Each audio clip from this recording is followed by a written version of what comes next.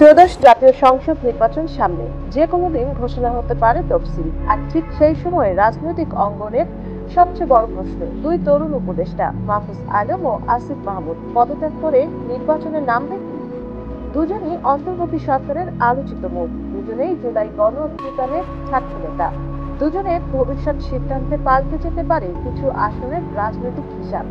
মাহফুজ আলম তথ্য ও সম্প্রচার মন্ত্রণালয়ের উপদেষ্টা, এখনো স্পষ্ট করে কিছুই বলেনি।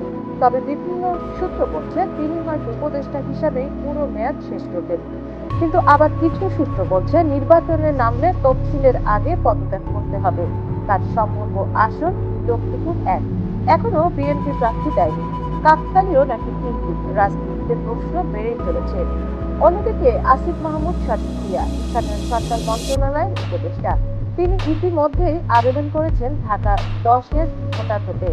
এলাকা ধানমন্ডি, কলাবাগান, নিউ মার্কেট, হাজারীবাগ রাজনৈতিকভাবে অত্যন্ত গুরুত্বপূর্ণ একটি আসন। সংশ্লিষ্ট বিভিন্ন সূত্র বলছে তফসিল ঘোষণার আগেই তিনি পদত্যাগ করতে পারেন।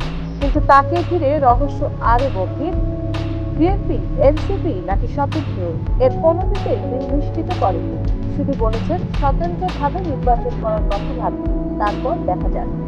দুজনের সঙ্গে এনসিপির ঘনিষ্ঠ সম্পর্ক, দলের ভেতরেও রয়েছে তাদের ব্যাপক প্রভাব।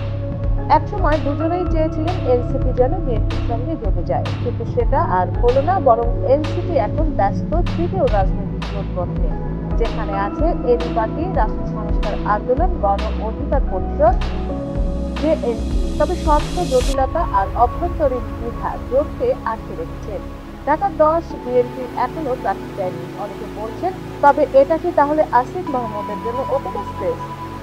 তার সমর্থকদের আচরণও ইঙ্গিত দিচ্ছে অন্যদিকে। এনসিপির বিরুদ্ধে সমালোচনা, বিএনপির কর্মসূচিতে অংশগ্রহণ, জিয়ার মাঝারি শ্রদ্ধা, খালেদা জিয়ার রোগ মুক্তি কামনা, দোয়া মাহফিল, এসব কার্যক্রম রাজনৈতিক মহলে প্রশ্ন তুলেছে।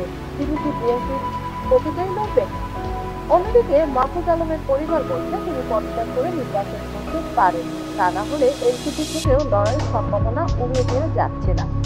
পরিস্থিতি স্পষ্ট নয়, রাজনীতি উত্তপ্ত। আর তফসিল ঘোষণার আগে সবার নজর এখন দুই তরুণ উপদেষ্টার দিকে।